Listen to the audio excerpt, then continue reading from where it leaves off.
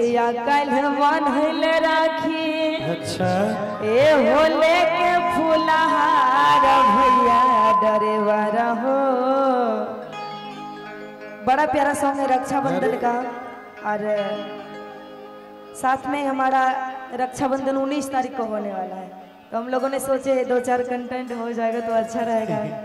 आप लोग भी सुन लीजिएगा, बड़ा प्यारा प्यारा सॉन्ग है, हम लोगों ने तैयारी करके आए हैं। और ये जो सॉन्ग गाने वाले हैं हम दोनों का ही सॉन्ग है, मैथिली गौरव पे रिलीज हुआ है।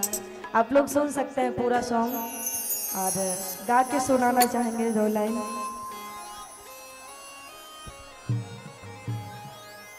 के आबै छिया कल बान्हले राखी। अच्छा ए होले के फूलहार भैया डरेवा रहो। बाप रे बाप रे बाप के भैया डरेवा रहो।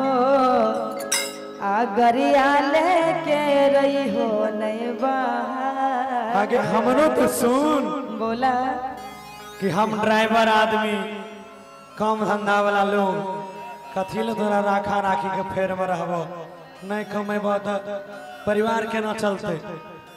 चाहे जेना चले राखी के बांधल दिन नहीं जेबो कहीं। सुन ने बोला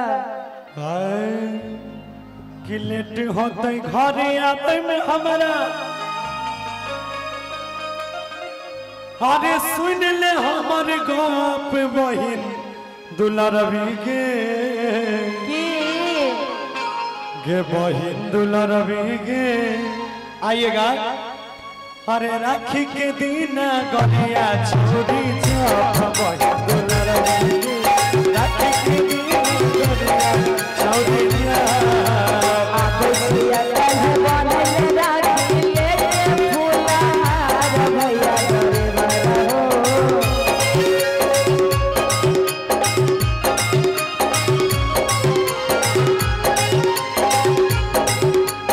आबै छिया कल बान्हले राखी लेके फूलहार भैया डरेवा रहो। भैया डरेवा रहो। गरिया लेके रही हो रे बाहर। भैया डरेवा रहो। गरिया लेके रही हो रे बाहर। लेट होते घरे आवे में हमारा। सुन हमर गप बहिन दुलारवी के।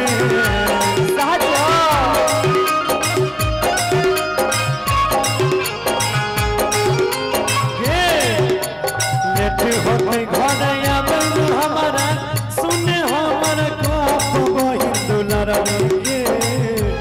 बहिन दुलारवी के। काल के दिन गरिया छौरी जाप बहिन दुलारवी के। काल के दिन गरिया छौरी जाप।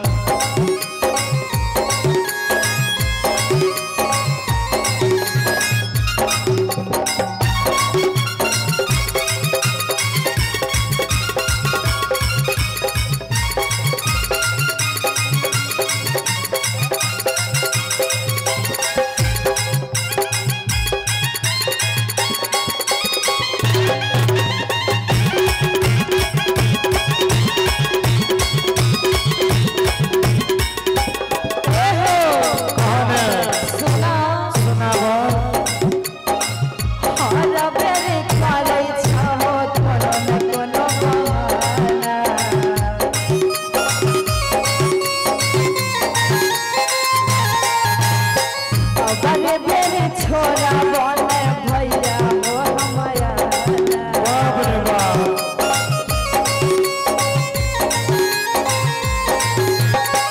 बड़ी मुश्किल से मिलै छै गे सवारी।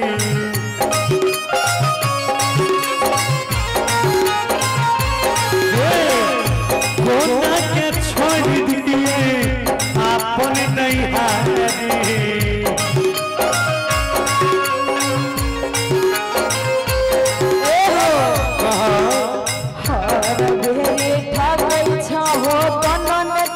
जोगार भैया डरेवा रहो।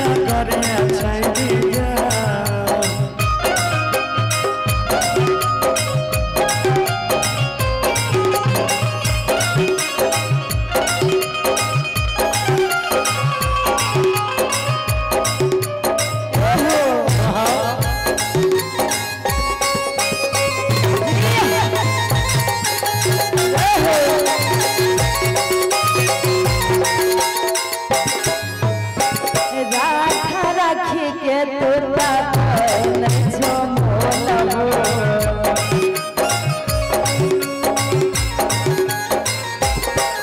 भैया हो किया तना करे छहो जोलबो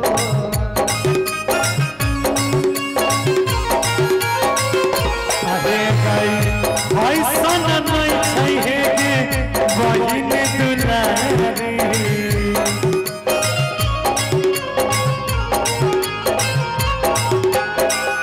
फिरी हुए तो दोनों के बारी